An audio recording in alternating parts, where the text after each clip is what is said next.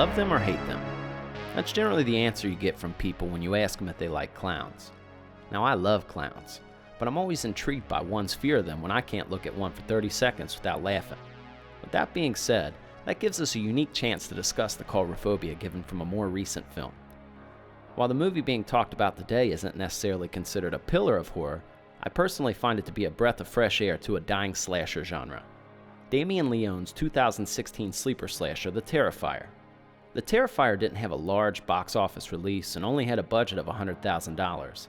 Yet every convention I go to, I see drones of people wearing Art the Clown t-shirts. I see merchandise with Art the Clown on coffee mugs, magnets, bumper stickers, and I even saw Art the Clown panties. Now, how many girls are lining up for these is besides me, but I think it's safe to say the Terrifier's main villain has resonated with horror fans globally. The movie really sticks to a slasher itinerary from before its time, and it gives a sincere nod to the genre itself. Like any slasher, you have forgettable characters, unforgettable kills, and a legendary killer in Art the Clown. Me being a slut for slashers, I very much enjoyed The Terrifier, and I applaud the way it differs from today's CGI pop scare movies. So, do me a favor, throw up your giant shoes. Well, unless you're driving with 12 others, then in that case keep your pedal to the twisted metal. Then go ahead and throw on some grease paint, because we're about to chop it up and talk about The Terrifier.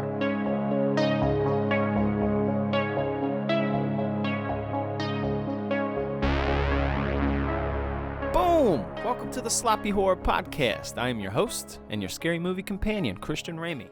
And on today's episode, I am very excited because we are talking about some clowns. Mark, you like clowns? I fucking love clowns, sir. Clowns are my favorite thing, probably in this world.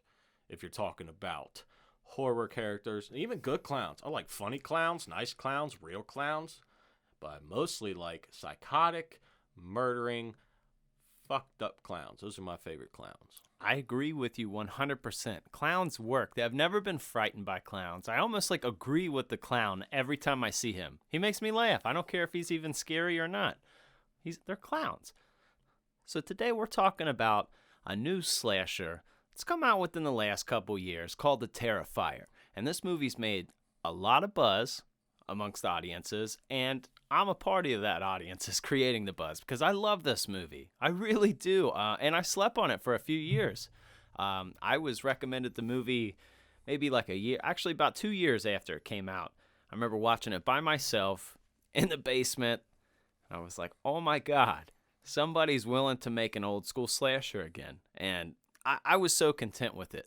Now, Ozark, I'm familiar. You watched the movie recently, didn't you? Yes, I did. Actually, a couple days ago, because I didn't know, surprisingly enough, as much as I love clowns, I didn't know about The Terrifier. Probably because I'm not a fucking horror nerd like you are. That may be true. It's very true, but I usually know about the clowns game. I didn't know about the clown game until you told me. You're like, yo, man, we're doing The Terrifier. I'm like, what the fuck is The Terrifier? Never heard of this in my life here, but I'm glad you showed me it because, well, I'll just go like this. I'm sure you're going to ask me what I thought of the movie first and foremost, right? So, I'm very picky about my clowns, I guess you could say. Like, I hold a higher standard for clowns because I love them so much, right? So, you critique them more. Yeah, I do because, but I started. I'll tell you straight up. I'm not gonna lie to you here. Here on the Sloppy Horror Podcast, I give it to you shit straight. I give it to you fucking straight. Boom. This ain't no crazy straw stuff here. This is straight. I don't go around the corners. I'm gonna tell you what I really fucking think. You know, Captain Hook. Yeah.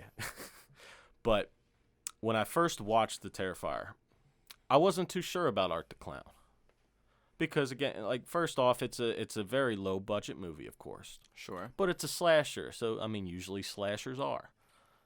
So I was fine with that. So when I first saw Art come on screen for the first time, I was like, okay, he's a really creepy clown. It's nothing too special, like some of the other clowns that I like, but I mean, he looked creepy. And definitely people with clown phobias, which I don't understand why you could be afraid of clowns. I love clowns. But I could see how this generation of kids would be scared of Art the Clown. Dude, his smile was the coolest part to me. Like, that pulled everything in was his smile.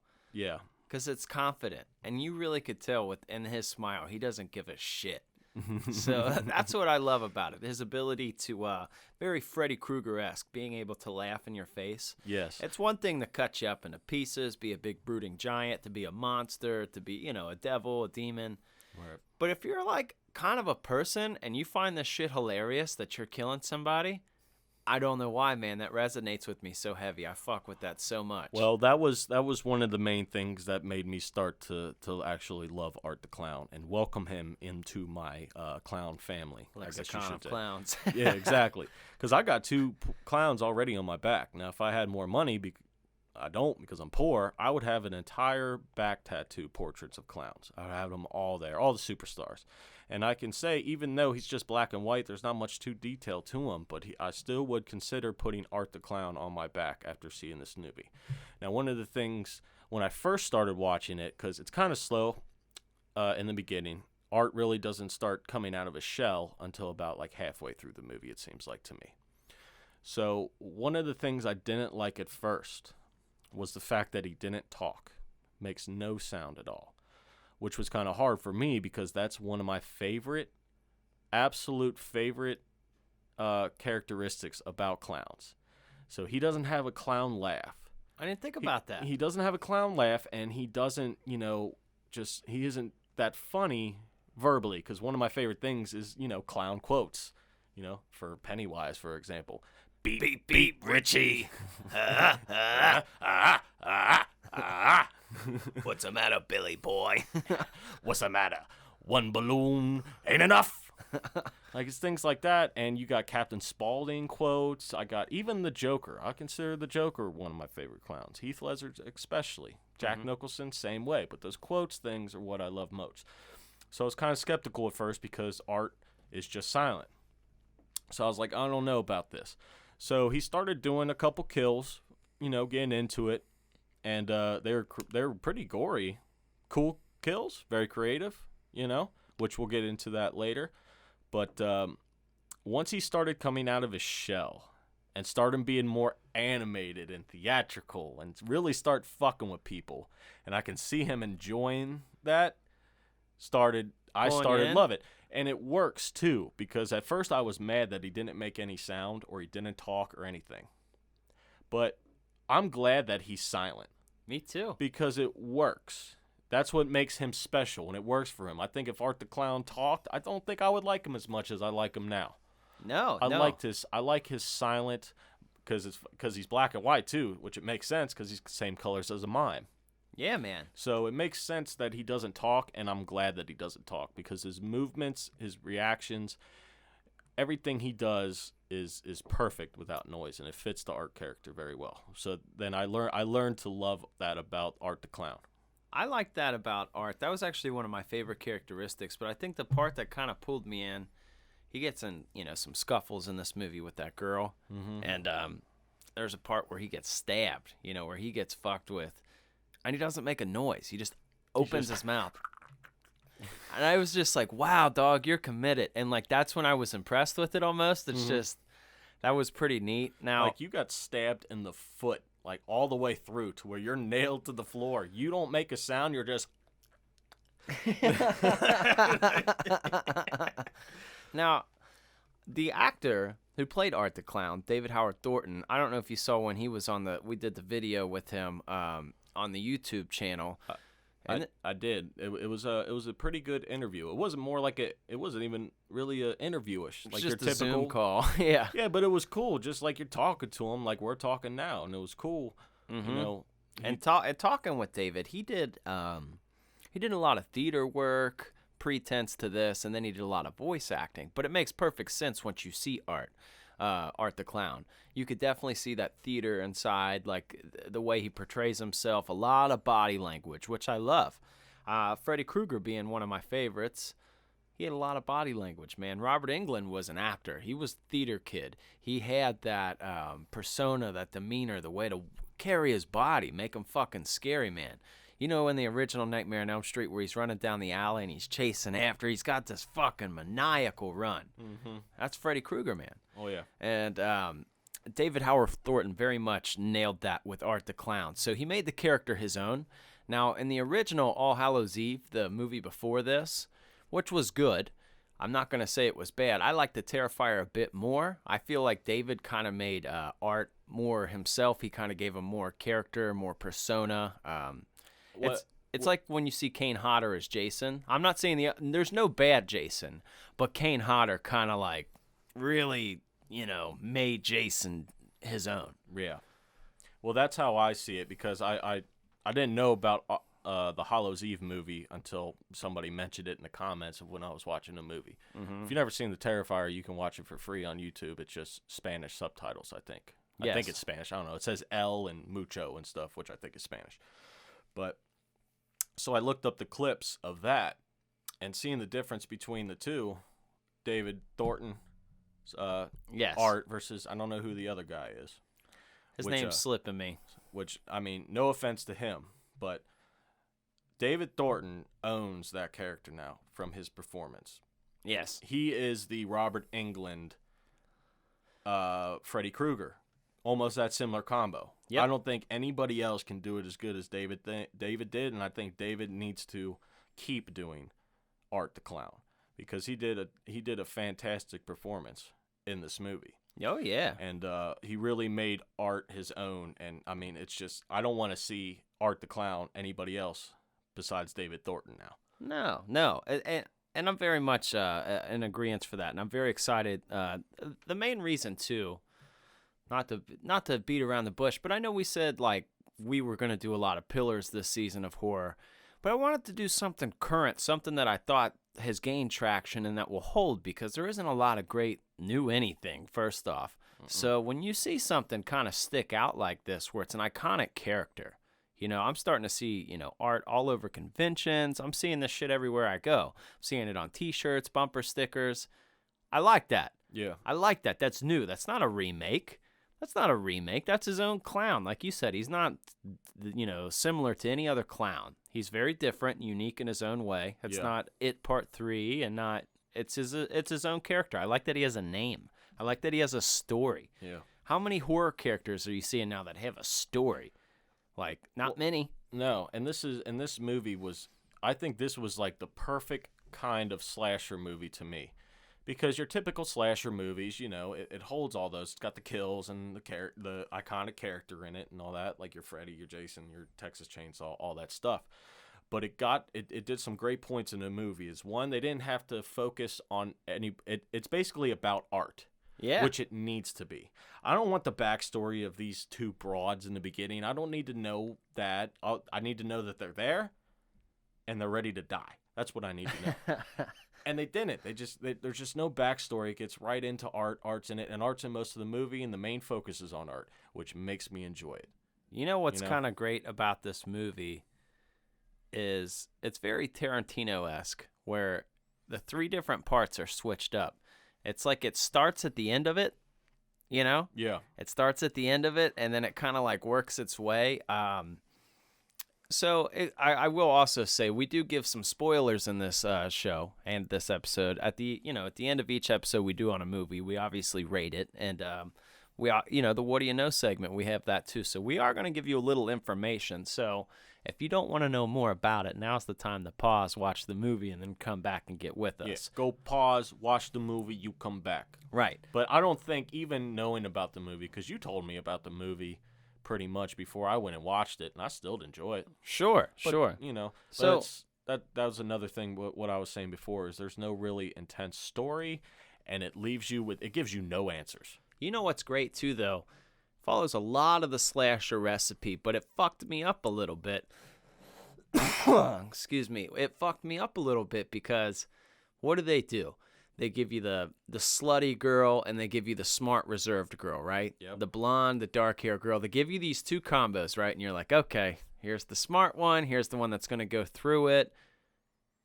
Not only does the slutty one die, the main one dies, and it's like still fucking halfway, 3/4 of the way through the movie. That leaves you very much like, What? Well, Like, that was the turning point for me. what? That's what made me love art. That's what got me, is that gun scene, because I'm watching it go down. Like, obviously, the kill before that is pretty intense and cool, but it still wasn't anything special. He's just sawing somebody in half. I mean, vertically, so that's different.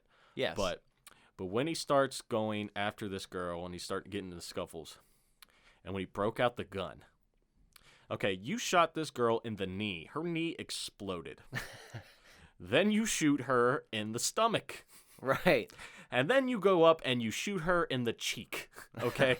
This woman should not be alive after the first shot, but she's still alive. So now I'm watching, it's like, and he runs out of bullets. I'm like, all right, who's going to come in? And there's no way this girl's going to survive. Like, do not do that. Like, I know these kills are unrealistic, but that's really, really fucking unrealistic. And a lot of slashers movies are, when the main girl or the final girl goes through a lot of shit that she died. She loses like 10 pints of blood. And she's still cool. When Art's sitting there and he looks at the gun and he's like, oh, like, he's getting aggravated. It's like, why won't this bitch die? Fuck, now I gotta go walk over here and get the gun and stuff. I'm laughing at that so much, and he came back and then just looks at her for a second and then bam, shoots her right in the head. Then it's over. Yes, that was so refreshing to me. I'm the like, movie's not over. Her life is. Yes, I'm like, thank God they didn't drag this on so we could go focus on her sister, which I think was great. Now, a lot of people might be angry at that. I don't think so. But just him coming up, and it reminded me of that Mars song where shoot you in your back, turn, fuck all the chasing. Like, he was just like fuck this bitch, like, I'm done with her. Like, bow. You're over. Yes. So to give a little context for those of you who haven't seen it, but you want a little layout here. These two friends, when it opens up with the two main characters, they're like leaving a party or like a bar, and then they're pretty drunk. They end up going to get pizza. It's Halloween night. Guy dressed up like a clown comes in. It's Art the clown.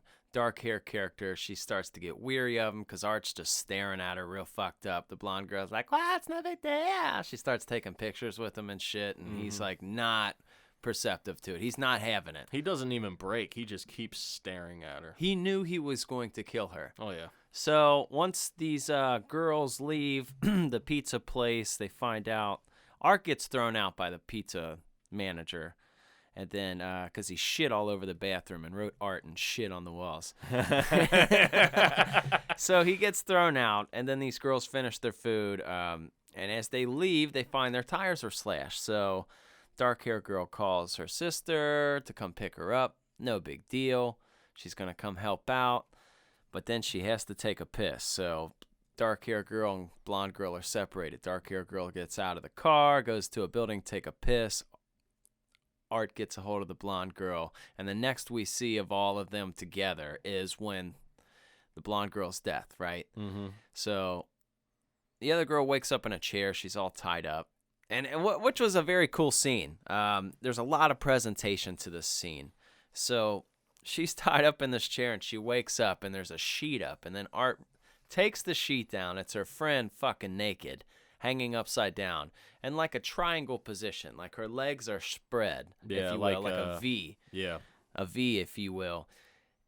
This dude gets a hacksaw and cuts her from the vagina all the way through her fucking skull in half in front of her friend. Now, and I thought that was just pretty gangster in a way. And then his facial expressions, he's just... Yeah, his facial expressions are great, man. And then it proceeded to the scene where he ends up shooting this girl. But the part that makes the gun so crazy is he's fighting this whole movie and killing people, but he's using all different kinds of weapons, hacksaws, knives, and as we said, this girl stabs him. Like, it's a battle. Like, they're going back and forth. He could have shot her a long fucking time ago. He had a gun. Like, you're just not expecting him to have a gun at any point. And like, there's just the point where he's just like, fuck it, bam, and you're like, what? Yeah. That was a big mind blow for me. I was definitely, I don't know, I was not expecting that. And I didn't expect the gun at first, but I'm glad he did have a gun because it's just, it's just his attitude of just fucking with people is so, like, he's enjoying torturing kind of people. And it's hilarious. Another cool thing about Art is his weapons. He doesn't have just one weapon. he's got fucking anything he can find, basically. A trash bag full of weapons. That's dope. That's never been done before. That's one of the other things that started making me like Art. He's just carrying around a garbage bag full of weapons. Hacksaws, hammers, guns, all kinds of shit. Which is dope. Like, I've never seen that before, and that's very unique to Art, you know? That's sweet, man. I agree with you. There's many killers that'll use a bunch of different things, but he's carrying them around. Like, I made this. So, I guess, too, at some point, with Terrifier 2 coming out, David and I discussed that in that video. Yeah. COVID kind of messed everything up. I feel like they're done shooting it, so they're just kind of, it's post-production now. Should be out very soon. But I think this is going to be very interesting because they're bringing in more money, and then they have, what's her name, Felissa Rose? The girl from Sleepaway Camp. Okay, yeah. Yeah, so she's going to be in it, which is really cool, man. She's been in a lot of horror things. I mean, she was great in Sleepaway Camp, and she's always real sweet at the conventions and things like that, so I like when horror actors and actresses do horror. Makes me happy. It's very important. Yes. They know the formula. And I don't know about you, but that's the kind of level of fame I would want as an actor. It would be tough to be at like a Brad Pitt level. I don't want to be at a Brad Pitt level. How cool would it be, man? I'm telling you, David has it good. How fun would it be to play a psychotic killer clown? Ah, dude. That is like a dream role for me, man. You would have so much fun. You never need therapy again. No. You would just have the time of your life. There's always something so funny about a killer clown walking with huge shoes on. It never gets old to me. Yeah, it's the anomaly of it. He looks funny, but he's scary at the same time. I can't buy it. If I'm going to die by a killer clown, I'm going to die pretty defenseless because I'm just going to be like, fuck, this dude's good. Look what he's got. What is that, man? My head would fly off. Do you think this is in your top 3 favorite scary clown movies?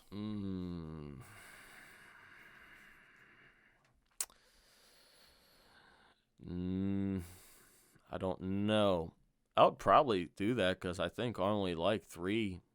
Well, there's more than that, but I think I would put it there now because I think, as far as movie-wise, I would say Tim Curry's Pennywise. Absolutely. Love that clown. And Captain Spaulding. Okay. That's a great another Sid clown. Haig, yeah. Yeah. Now you also have your other clown movies, which Killer Clowns from Outer Space and things like that. But that's all different kinds of clowns. That would be up there for me. I like the small guy. What are you gonna do? Knock my block off? Bam! But Art the Clown is definitely creeping up there. Hey! While we're on this topic, yeah, you remember Angels in the Outfield? Yeah, you do. Yeah. All right. So you remember the dude that was in the crowd that was sitting next to the boys, and he was kind of like big. He wore a tank top. He was like eating hot dogs and shit, and he was like, "Go back to Cincinnati." Yeah, that's the guy in Killer Clowns. That's like, "What are you gonna do? Knock my block off?" That is. Yeah, that's awesome. Now that's something for the people out there. I hope that guy's doing good. I hope so too. I hope you're doing good, guy. Wherever you're at, you could come be a guest on our fucking show. Yeah. We got a nice chair for you here somewhere. You come here. We got hot dogs. We got all kind of stuff here. What do you like to do? What do you like to do? So, let me ask you this, Christian Ramey. Whoa, easy. Christian Ramey. If you were to make a dream team of clowns, which is, for you people who don't know sports, the dream team was a basketball team, and you get 5 people on the team. Who would you put on your dream team of clowns? Now, it could be any kind of clown from movies, cartoons, TV shows, anything. Any kind of clowns here. Okay, so I know definitely Tim Curry's Pennywise. Okay, that's fine. I'm also going to put Bill Skarsgård. It's not Bill Skarsgård's fault that CGI exists and it's over prominent, because the scenes where he's actually acting as Pennywise, he does this cool thing where he can like make his eye go lazy. He's a very good actor. All the Skarsgårds, they do very well. And oh hell, what the hell was that? Castle Rock. He was on that TV show as well. Mm-hmm. The boy can do horror. He's a great, phenomenal actor. Yeah. But I like. We've discussed this before. I just like Tim Curry's a bit more because he just was very much. He had to act most of it. Yeah, and I mean he just fucking with them and laughing and being more clown-like. I think they tried to make the new Pennywise like a little bit more creepy and scary. Yeah. But it's hard. I mean, following any character Tim Curry did, good fucking luck, pal. Yeah. But so all right, so that's 2. You got the 2 Pennywises up there. definitely That's the 2. little clown from Killer Clowns from Outer Space. Little clown from Killer Clown from Outer Space. Okay. Okay. That's 3. Art the Clown's there. Art the Clown made the team. I don't know if I'm going Twisty or.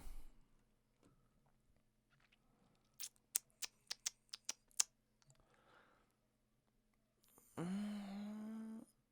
5th one is always the hottest. It seems like, Yeah, I don't know. I might go the other, like Well, the I big c- one from Killer Clowns. Well, let me tell you this: you can have somebody on the bench. How about that? You can have a 6th man that you'd put in. Twisty. Twisty. And then we're gonna have the big clown from Killer Clowns from Outer Space. Okay. All right. That's a solid little dream team there. That's not bad. That's not bad. My dream team, I guess, if you're curious, would be I wasn't. number 1 would be Sweet Tooth from Twisted Metal. Good choice. Well, 1 because I have him tattooed on my back. He's one of the clowns on my back, but he was what sparked my love for clowns. I played that game as a kid. Specifically for anybody who knows Twisted Metal, the specific Sweet Tooth I love the most is the one from Twisted Metal Black. That's the one that's on my back where he's in the psych ward. He's just a crazy, gives no fuck, kill anybody that has a pulse, and he loves it. I love Twisted Metal. Yeah, so Sweet Tooth is up there just because he was the first love. I'm going to agree with you on Tim Curry's Pennywise. Mm-hmm. Absolutely love that clown. Now, number 3, I'm going to go a little bit different. I'm going to go with Heath Ledger's Joker, just because that's technically a clown. But I like really the anarchist in him. That's very different from most clowns. He's still very psychotic, very animated, but he's just great. I know what you're saying. Yeah, so I would have to put him in there. Number 4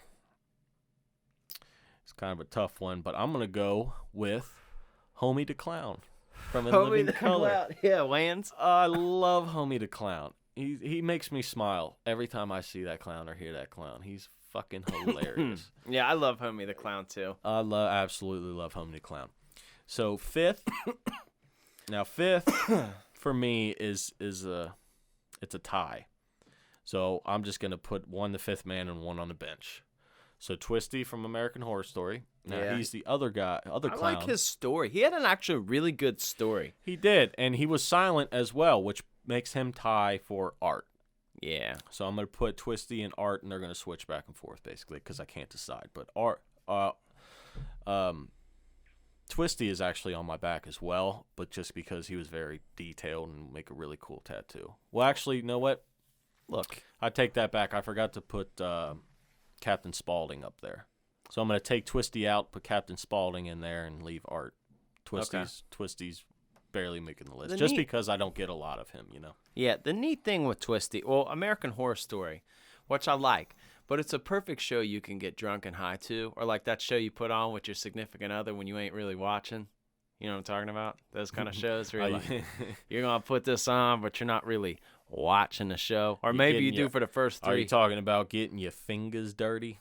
Yeah, anything dirty, dude. You know where you feel like, damn, I got to wash my face, bro. No, I leave it for the after smell the next day. Not the next day, because it's, then I feel like it's kind of like a territory thing where it's like, you're not marking my face. This is my face. I'm fine with it. I am for a little bit because, I'm like, but then eventually the testosterone starts building back up and I start getting pumped up. I'm like, nuh-uh, you're not leaving no after flavor on me. All right. So this is American Horror Story is great. It's one of those kind of shows. You could put it on. You can get freaky. You could fall asleep because it doesn't matter. It's one of those shows you can go back and kind of watch, but it's very choppy, like not in a bad way. It's not an insult. It's kind of like all over. Another kind of Tarantino kind of thing. It just kind of... Well, there's like numerous stories to follow. Everybody has a story, and you got to follow all their stories. I thought the Twisty story was very well done throughout that whole season. I thought that he was a very unique clown because you did kind of know what the hell was going on with him. You wanted to know. You were like, what the hell? Who the fuck is this guy? Right. It was a perfect little story. It made it cool because it was a little John Wayne Gacy, you know? And I'm not going to...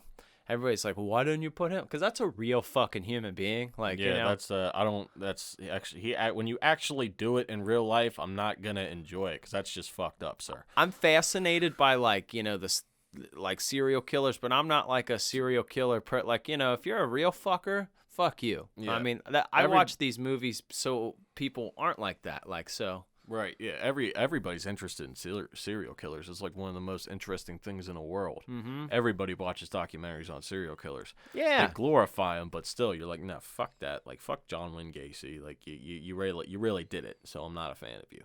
Yeah, I very much love fictional violence. Oh, fictional violence is like one of my favorite things in the world. I think it's a lot of people's favorite thing. Because it's not real. I know. That's so cool. And Gladiator, when they're fighting lions and shit, like, there's no moment where you're like, oh my God, dude. Oh my God, dude. I hope he does not. Oh my God, someone help. Nah, dude, give me some Mortal Kombat where they just rip your head off and hold it up. Like, right. Like, I want to see the shit. Yeah. Show me the shit. Like that. Bring it. Bring the noise. It's so strange to me when people try to make that parallel, like, oh yeah, it's gonna make you a fucking serial killer if that's what you're into. If you watch horror movies, it's like, no, dude, that's that. If something makes you cringe or you're like, oh my God, and you have to look away, that means that you should be clapping your hands. If a movie has ever made you turn your head, clap your hands to that special effects director. Because everybody's watched a shitty something in a movie, and you're like, dude, that don't look real. But something actually makes you like, what? And it does its job. It serves its purpose. Yeah, dude, that's because it's not real. That's an actor, a director, all these people putting something together. Golf clap for you, sir. Bravo. Like you remember in Hostel where they got that girl's eyeball out and the mustard stuff started coming out? That was one of those ones for me where I was like, oh, yeah, that ain't real. That was probably honey mustard, dog. But it got me. I love honey mustard. You do love honey mustard. Oh, I'd eat it right off her face. Give me some of that honey mustard goo. Hey, look here. You know, ever since you said witch goo last episode, I've been doing I want to talk goo for anything, like any sauce on food, like go through McDonald's drive-thru. Yeah, give me a double quarter pounder with cheese with extra McDouble goo. Give me more goo from my sauce here. No matter where somebody tells you where they're going on vacation, they're just like, yeah, I'm going to Miami. Oh, you're going to Miami? Go down there at 43rd Street. Go down to Tino's. Get you a sub with the witch goo. Tell them I sent you. With the sandwich goo. Hey, get the witch goo. Witch goo. Yeah, goo. I've been using goo for everything. It's funny. I suggest you do the same. It will probably make you smile if you're having a bad fucking day. But let me get the burgers without the red goo.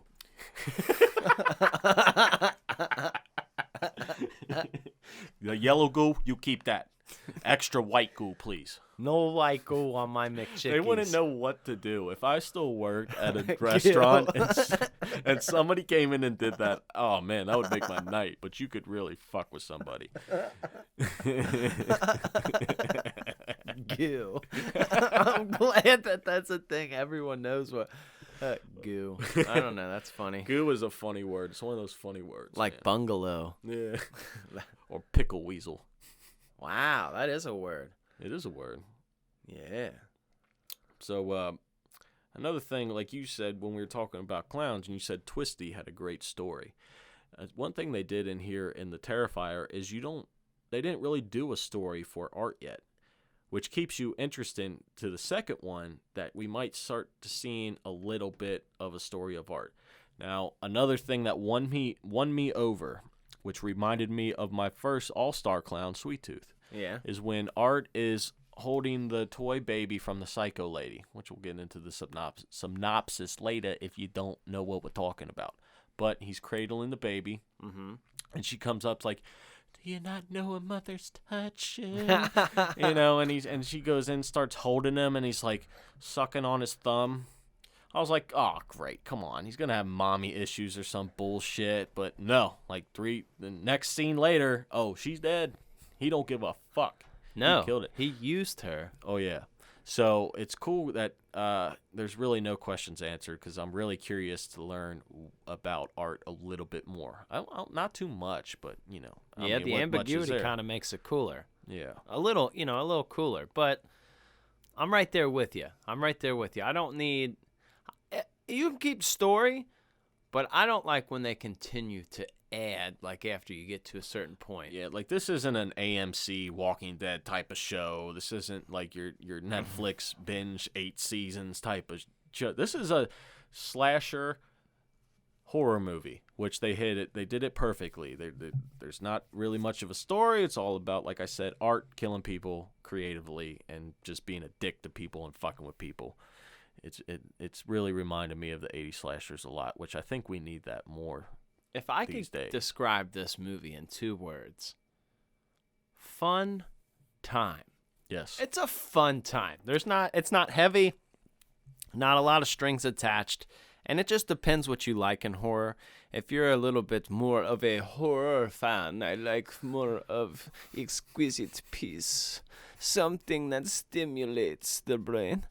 Maybe you're not going to be a fan of this. No. But if you are a fan of fun 80s slasher flicks, now I like all horror. I mean, I really do to some degree. I like all, but this is my favorite genre. This is my wheelhouse. Like I said, this was recommended to me from a friend, and I was like, nah, I haven't heard of it, which was weird. You know, of all people, I hadn't heard of it.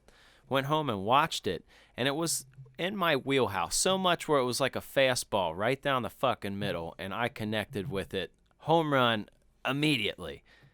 You can't just casually smile while you're sawing people in half, killing people after tricking them, shooting people. The whole thing for me was a fun time. It is a fun time, especially now the beginning of it, like I said, is kind of slow. But you need to get past that, because I did. I'm not saying there's nothing really wrong with the beginning. It's just slow. You don't really see Art come out of his shell until pretty much till he starts sawing a bitch. You know what I mean? That's when he starts coming out of his shell, and that's when he starts getting more animated and fun and just a psycho clown. That's what you came here to see. Anybody who likes clowns is going to like this automatically. Like, this is a movie for you.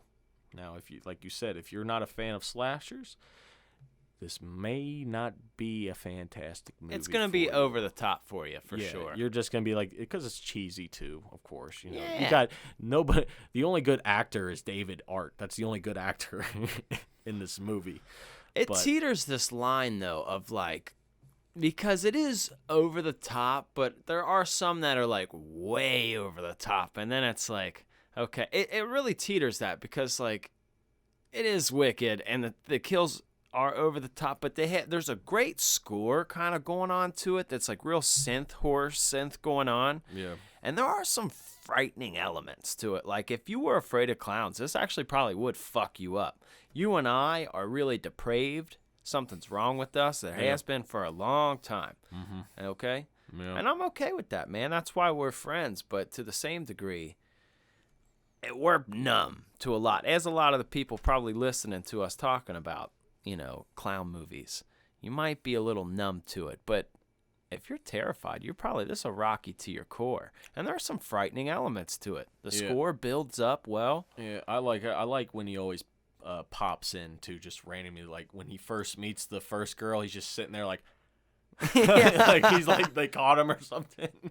His whole positions are so funny. He's so animated and so theatrical, and he does very well with all of his facial expressions and all that. He's really a really fun clown to watch. Man, you know, I've been scratching my head just wondering a couple things, and there's a couple things I might know here. Okay. You talking about... I am.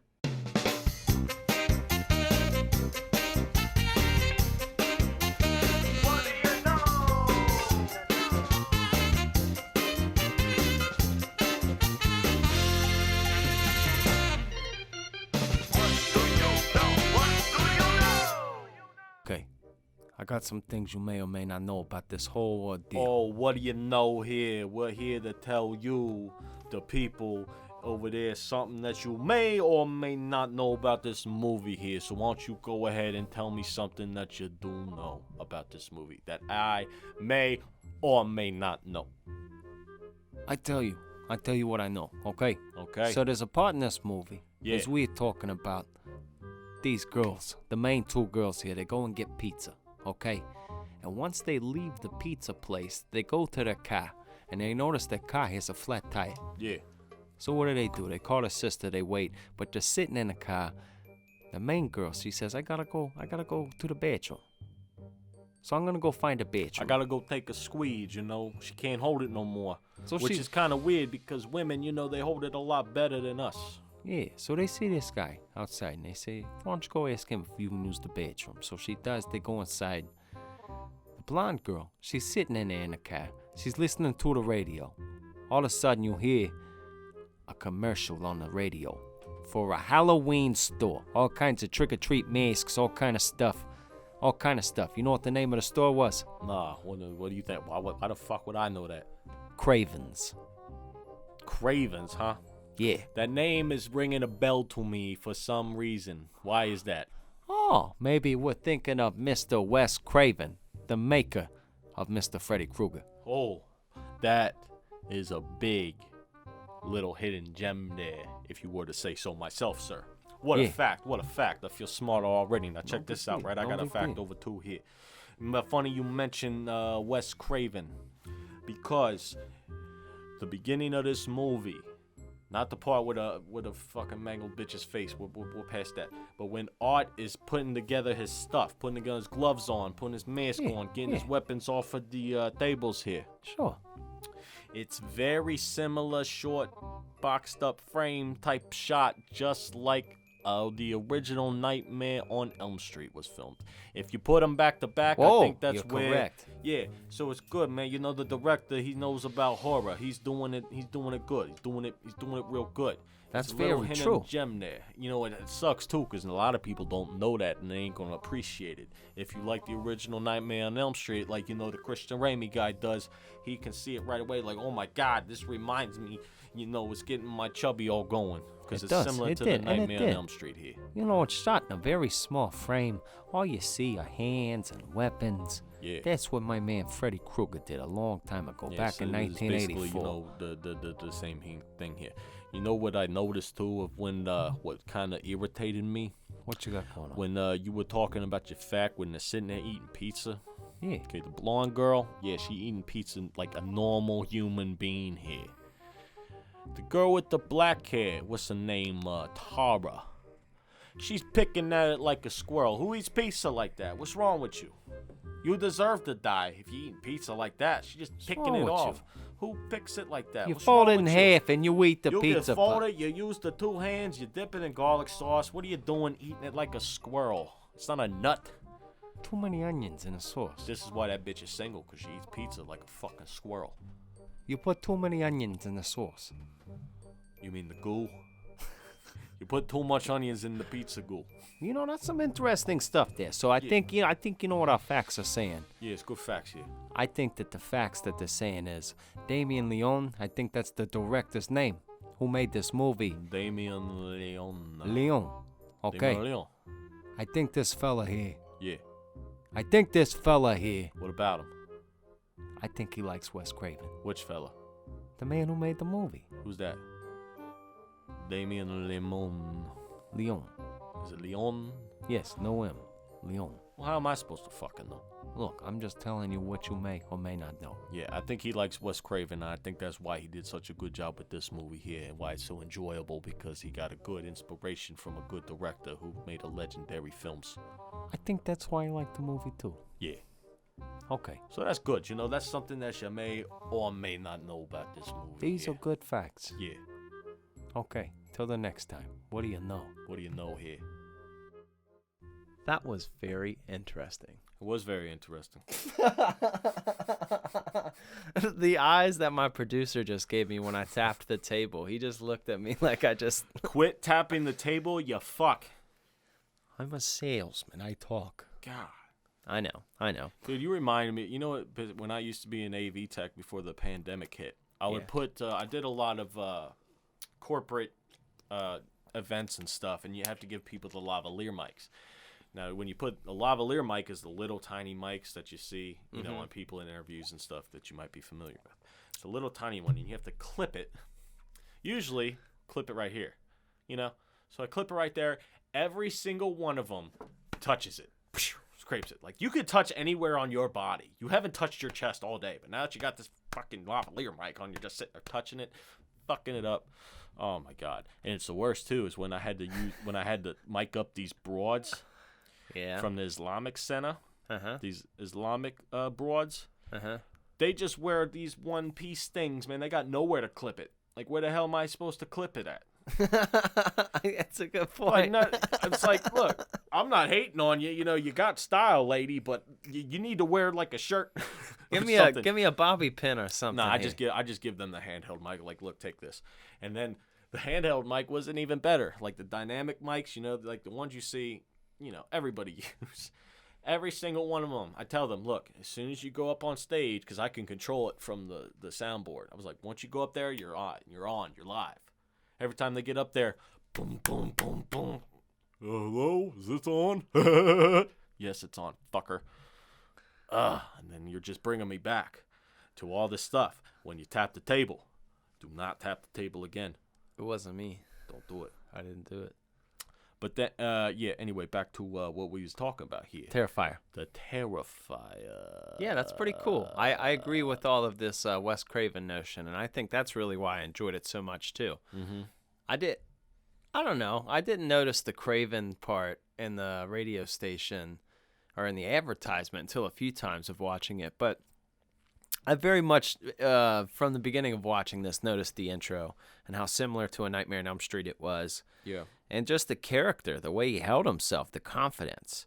Whether you want to believe it or not, Jason and Michael are confident in like a physical way, but they, you know, they're kind of victims in their own right. They're kind of like sad. Freddy like fucking killed kids. Yeah. Like he was just a dick to begin with. Mm-hmm. And I love all of them. I'm just saying like the characteristics. I love Art the Clown for this. So I really do. I mean, I don't give a fuck if they make 10 more Terrifier movies. I don't care if they do it like the 80s where you make a bunch of like I mean, you got the recipe to do it. You already established that he can come back to life. Yeah, I mean, it's like the Wrong Turn movies, man. Yeah. Yeah, they're great. I watch every damn one of them because they're so funny. I love to watch the kills. Or is it something serious? Is it like The Godfather? No, I love The Godfather. I love serious movies, but sometimes I just want to watch some mindless bullshit.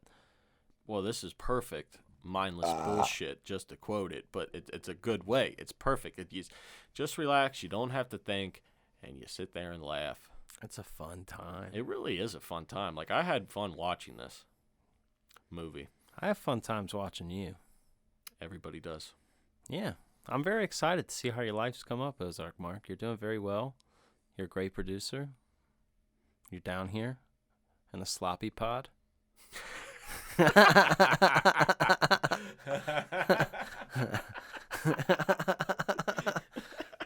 That's a good one, the sloppy pod. Or the slop pit. No, don't overdo it. You already hit a home run with the slop pod. Keep it that way. Okay. So let me ask you this, Christian Ramey. What was your favorite kill that Art the Clown did in the Terrifier? You know, so you want to say the saw in half right off the top, but I'm not going there. I'm going the pizza drivers or the pizza place. So he shit in the bathroom. He got thrown out. Mm-hmm. And before he starts fucking with these girls, he goes back to the pizza place to finish business. Mm-hmm. Okay? So the dude's in the bathroom cleaning up this shit, and he's like complaining like, fuck you, I hate cleaning this shit. You better pay me time and a half. Had the guy who handles the food clean up shit. Real sanitary. Right.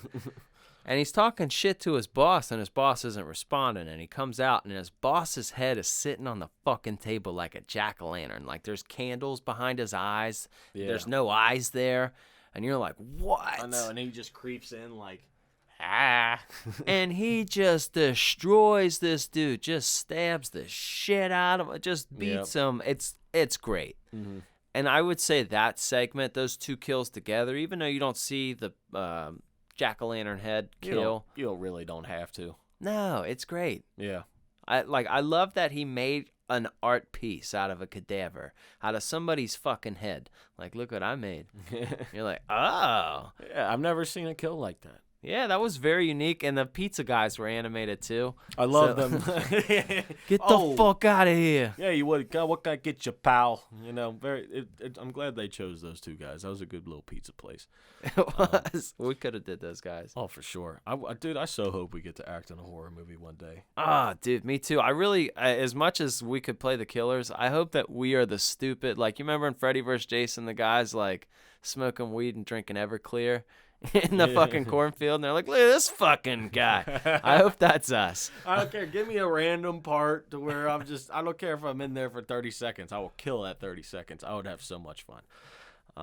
You know what was a really fun character, now that we're on the topic of it? You know the Friday the 13th from 2009? Mm-hmm. The most recent? Yeah. The hillbilly dude? Like that... He found this, or like that dude came up to me. He's like, hey, man, you want some weed? I found a whole bushel of the shit. He's like super funny, but he gets in an exchange with Jason. I forgot about that guy. Yeah. So he like knocks it. Like at this point, Jason doesn't have his hockey mask on. So he has like some kind of other fucking mask on. And dude pulls it off. And he's like, oh, what the fuck? That shit ain't right, dude. And Jason slits his throat.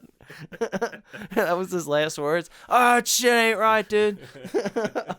I forgot all about that. I used to watch that. I used to send that to you, and you used to send it to me.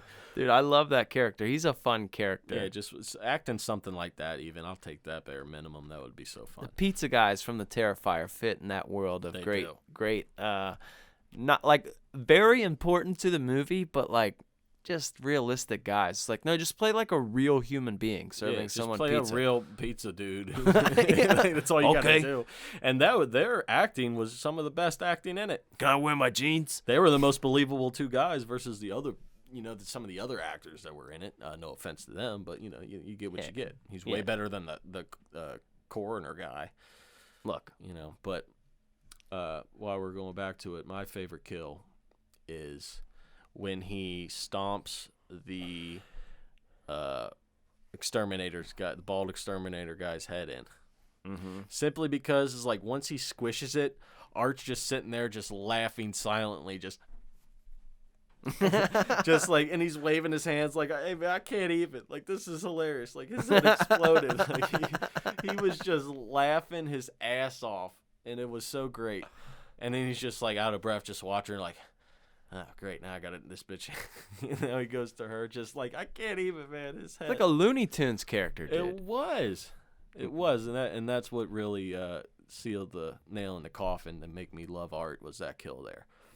Yeah, this movie like kind of falls in the Texas Chainsaw Massacre 2 neighborhood with me, where it's like a fun time. Mm-hmm. Like, yeah, if you watched it with somebody that doesn't like horror, they'd be like, dude, this is fucked up. What is this? But to like somebody that's like totally about the genre, you're like, oh man, that's a fun time movie. Mm-hmm. Yeah, it is. Another part that I liked is when I think he's chasing Tara's sister. Yes. And she grabs a nail or big stake or something and just stakes his foot right into the ground. Mm-hmm. He's like, and then he flicks her off. As she runs away. Fuck you. Like, that is hilarious. That is so great. Just great personality and movement, and really speaking without words from Art the Clown makes him so special. What a breath of fresh air this movie was, man. It's like you just don't expect good stuff. I don't know, like, even with music, or maybe it's like a sign of getting old, because I really do. There are some good things. It's just there isn't as many. There's a lot of rehashed bullshit. Yeah. And I like to hear the trendsetters. I like the people that are stepping outside of their realm, the people that are like, hey, man, I'm willing to do this. And these guys fucking nailed it. It's definitely a movie when you watch it where you can tell the people who made it had to have been passionate about it, or it would have never came out. No. Like, Somebody loved this. This is somebody's baby. Yeah. And you can just tell. It's great all the way. And really, I feel like we have to give our rating, right?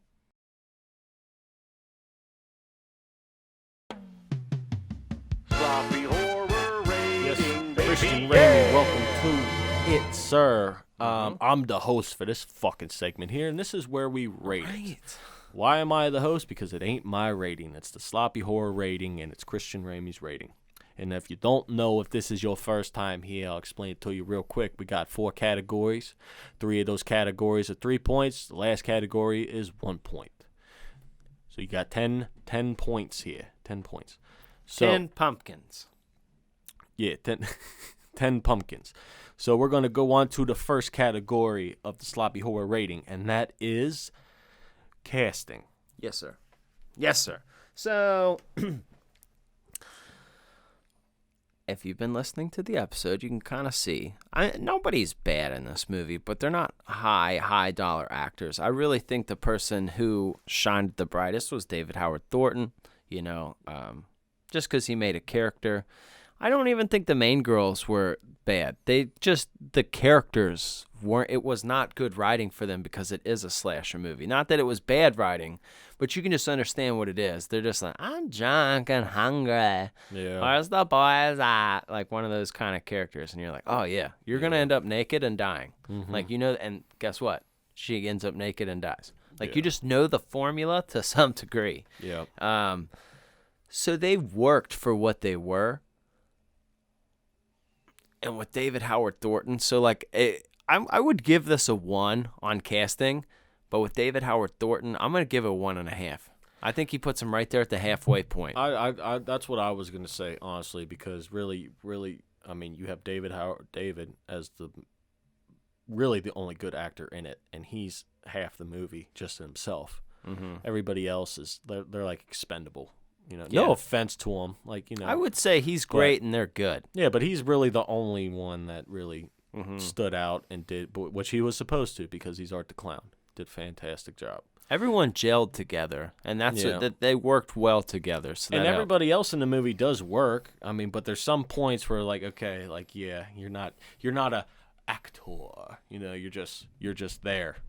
You're just there. So that's cool. So 1.5 for casting. Not too bad. We definitely have an MVP there. But going on to category number 2, that is fear. Okay, so let's talk about fear here. We've already simply discussed if you're a fan of slashers and clowns, you're not going to be afraid of this movie at all. You're going to love it. It's going to be something that's going to be a fun time. But clowns are a weird one, brother. The people that are afraid of clowns are, like, really afraid of clowns.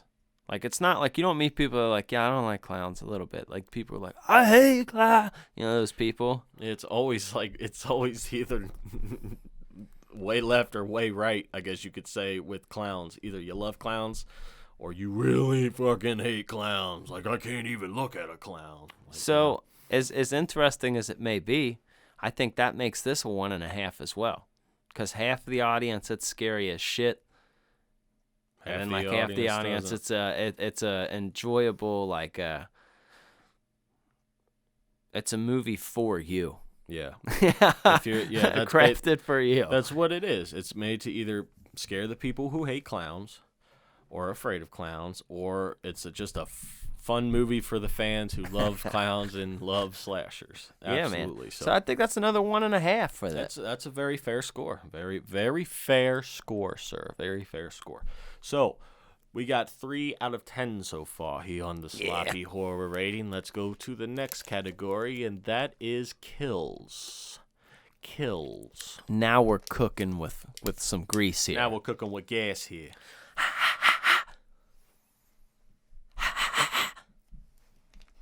You don't ever do that when you're cooking? No. All right. You ever cook bacon with your shirt off?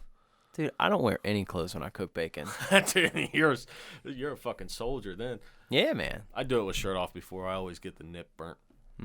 But anyways. You got to be careful. Just do real low heat. Well, look, stop getting sidetracked here. We're trying to rate this thing. All right. So we're talking about kills. Yes. And that's when we're really cooking the bacon. this movie is hands down a 3 out of 3 for kills. There's all kinds of kills. There's lots of blood. There's some head stomping in. There's some eyeball gouging. There's some stabbing. There's just so much that was put into this.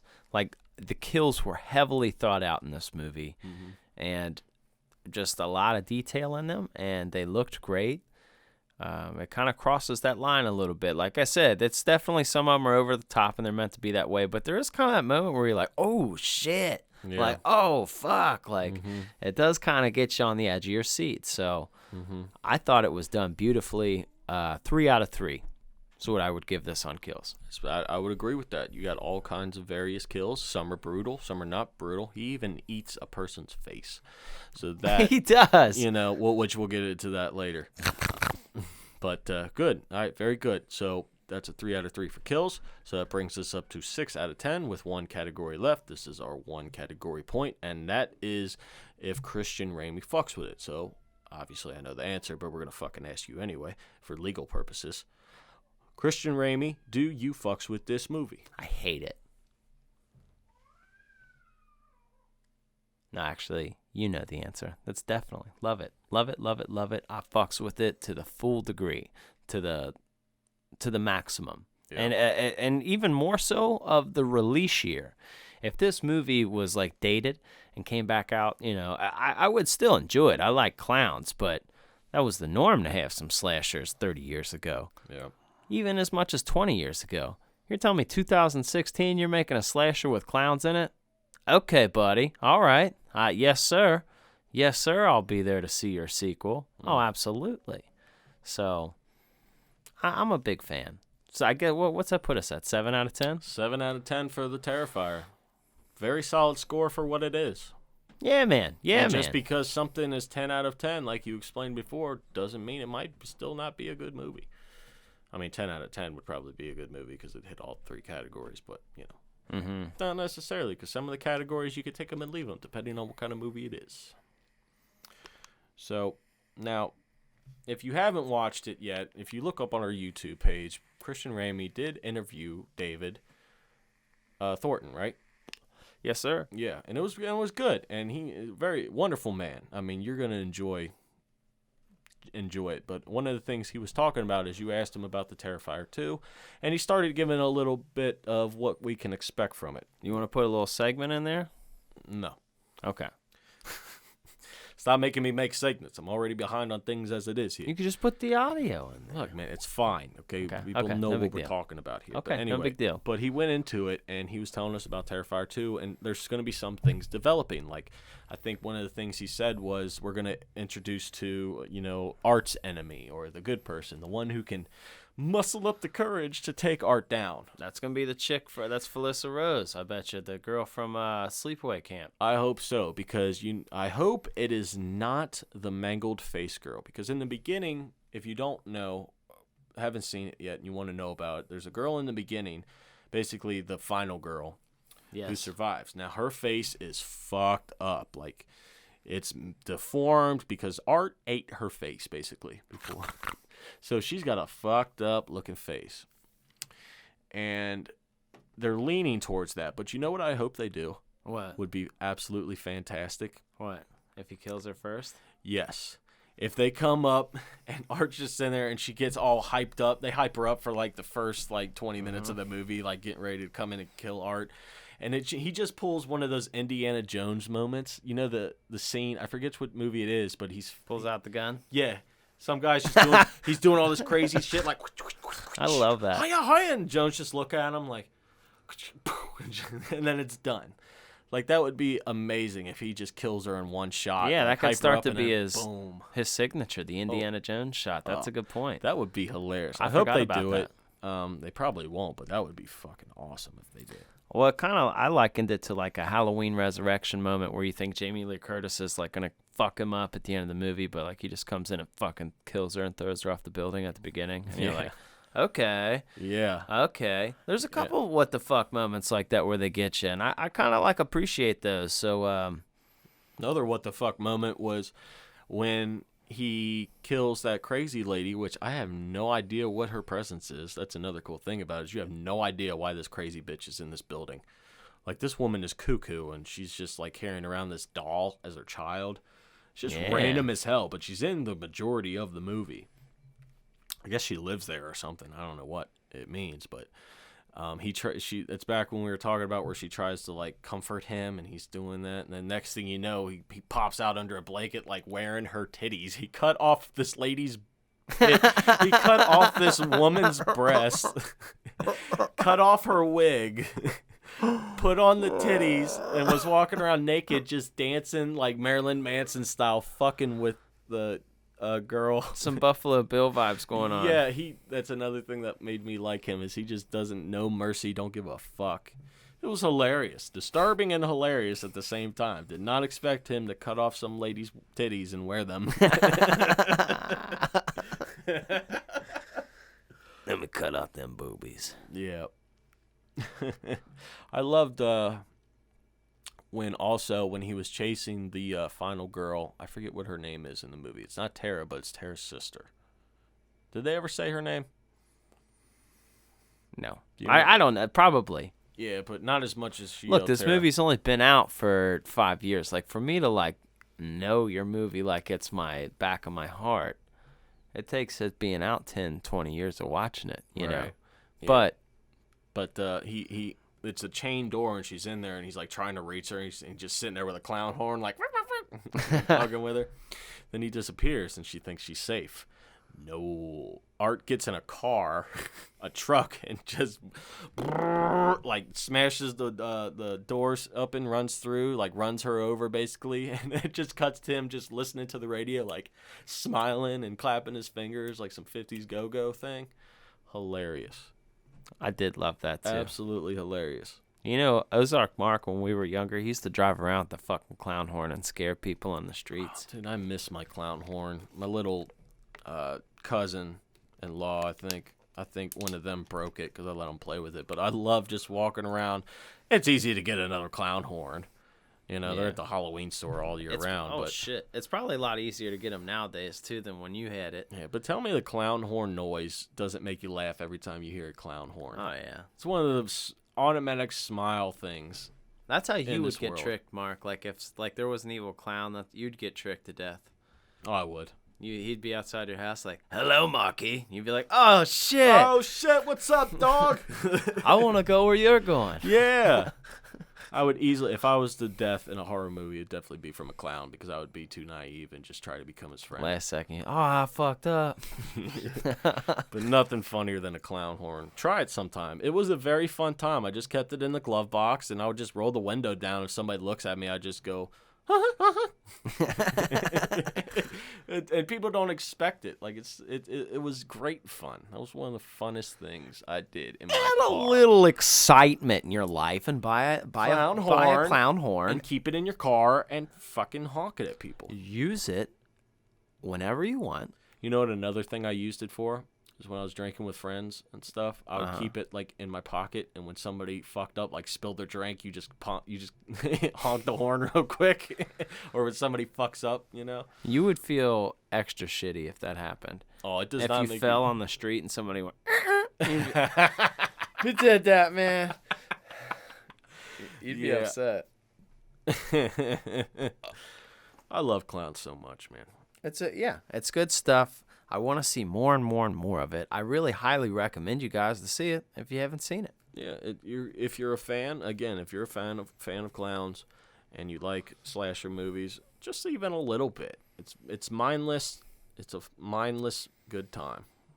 So, for you boys and girls too that are listening to us on audio like normal, I want to thank you guys very much. But I want to let you guys know we are going to have this audio and video up on YouTube as well. So I want you to check it out on YouTube if you're more of a visual person as well. So I'm a visual person, man. Right. Maybe some of you may have known or did not know. Now you fucking know. But this way you could see our fantastic faces. Sure. But, we definitely, if you're a fan of the audio, we definitely still appreciate you going over to YouTube and giving the subscribe so you can stay up to date, because we plan on doing some fun stuff regarding horror, you know. Sure. I also want you little boys and girls, you little trick-or-treaters, to be excited for next week. Because we're going to talk about, honestly, one of the largest horror movies to ever exist. Some people rank it their number one. Most everyone ranks it within their top 10. Well, then we're getting right back into the pillars then, aren't we? Yeah, we are. And we, like we said, this isn't all the way a pillar. Terrifier is not. No, but I have a feeling if they keep doing and going in the direction that they're going, I think very well Art the Clown may become his own pillar. Right now, it's in construction. Yes. Just depends if they finish it well or not, which I think they will, if it's anything like the first one. He's going to be some people's new favorite clown. Oh, yeah, he already is, dog. I see him all over. I'm serious. I've seen him on bumper stickers and all kinds of stuff. If you type in Art the Clown in YouTube, it comes up Art the Clown makeup tutorial, Art the Clown this, Art the Clown that. He's gaining some buzz. Look at one of his costumes, dude. They're expensive. Oh, I bet they are. Yeah, I want it. I bet they are. I like that his hat is like really small. Yeah. Like, do you like that too? He has this little hat. He's just. He's a great. He's real good looking clown. He's a handsome fella. I mean, the grease paint, the bloody and black makeup teeth, and the grossness. He's a handsome guy. What are you gonna do? Done very well here. Yeah. So, if you guys made it this far, I want to thank you guys for listening to Sloppy Horror Podcast. Tell them where they could get a hold of us. Oh, you guys know that. Get a hold of us on Twitter. Our handle is @HorrorSloppy. That's HorrorSloppy. Hit us up there, right in the messages. Really, wherever you guys are at. YouTube's easy too. You can hit us on the comments. We appreciate the conversation about horror. Whether it's about the show or it's about horror, we love to talk about it. And I want to hear just some opinions on what episodes or what kind of movies you want to hear us talk about, or maybe some conversations. So, I'm Christian Ramey, and over there is the best producer in the world, No Heart Mark. Oh, fart Mark. No, that's Ozark Mark. Skid Mark Mark. Yeah, tell What are something the to the names people, here? Ozark. Tell something to the people. Give them something to leave them with until the next Monday. I love you, and don't forget to wash your hands. How about that? Yeah. Always wear a mask, even if it's a Michael Myers mask. What? Michael Myers mask. Oh, a mask. Yeah, when you're out in public, wash your hands, wear a mask. Okay. You know what pisses me off that happened to me today? What? When people do that over kindness when you're driving. Like, say you get to a stop sign. Oh, it pisses me off. And they were clearly there first. Like, they were there for like 1 or 2 seconds. And they just, oh, you go ahead. No, it's like, no, fucker, it's your turn. Just go. Or if they see that you gave them the go-ahead and they say, no. No, you go. And then you're both like braking because then you're both going. And it's the little tidbits in life. I don't give that time. I don't give that time. I just go. Yeah. You better hope you don't have kids in your car. I'm flooring it. You better not pull out. You better not pull out. What's one of the things that people do in everyday life that makes you angry, Christian Ramey? That makes me angry? What kind of grinds your gears a little bit in everyday life? I can give you another one. Yeah, go ahead. People that go to the self-checkout with a full cart of groceries. I've done it with like 20 items, but I'm rapid fire. I'm in and out, dog. No, I'm talking eye contact. I'm talking like a full cart for like a household of you, your fat ass husband, and your 3 fat ass fucking kids. Like, nope. Stop it. Go give the clerks their job, and they'll do it. They're fucking just they'll get you out quick. The self-checkout is for people who are buying 1 to 2 items and want to get on with their fucking life. Yeah. No, I agree with you, Mark. Those people kind of aggravate me a lot. So don't do that. If you do that, don't do it ever again. What's something that people do that makes you irritated, Christian Ramey? I'm curious. Okay. I'm very curious. Please tell me. When people wear all white outfits. Pisses me off. Fuck off. Why? White shoes with white pants and a white... Go fuck yourself. The balls on them. Yeah, you act like you're not going to run into some problems. What if somebody's got wings? Go fuck yourself. What if you trip in the grass? Yeah. Like, I love, white shoes. I love white pants. I love a white shirt. But you don't wear them all together. Go fuck yourself. If you see somebody wearing all white, what is this, like a 90s R&B video? What are you, a fucking angel? Go fuck yourself. Throw some color on in there. Have you ever gone into a gas station and tried to get one item and the person in front of you is cashing in lottery tickets? Oh, for fuck like those people. 20 minutes. I hate those people. I really do. Why can't we make a lottery store so these people can go fuck off in there? I know. I'm like, oh my God, they just punch it in, winner. And then they get more tickets with their winnings and they don't know what they want. So then you just... let me get 4 number 26s with these Milwaukee Bests. I only got 3 of them. Well, let me get that. Is that a winner? So. Look, motherfucker, I do not want to be at the stake of your habit. No. Let me buy my Powerade and get out of here. Yes. That's what I want to do. Mm-hmm. Well, that's very interesting. We got to know you a little bit, and myself a little bit more. Yeah, just don't wear all white if you're showing up, because you're going to look like you're either in jail or you're a fucking Klan member. Everybody send dork. pictures to Christian Ramey of you in all white. Yeah, man, don't be like I don't care if you have like a fucking yacht. It is not a symbol of success. Throw some color on up in there. Don't ever wear all white. Weird anger with white. Just think about it, though. Could you think about putting on white pants, white shoes, and a white shirt? You would never. No. But people do. Absolutely and you'll not. see it, dog. The next time you see it, it's going to make you madder and shit. You're going to be like, oh, how dare you.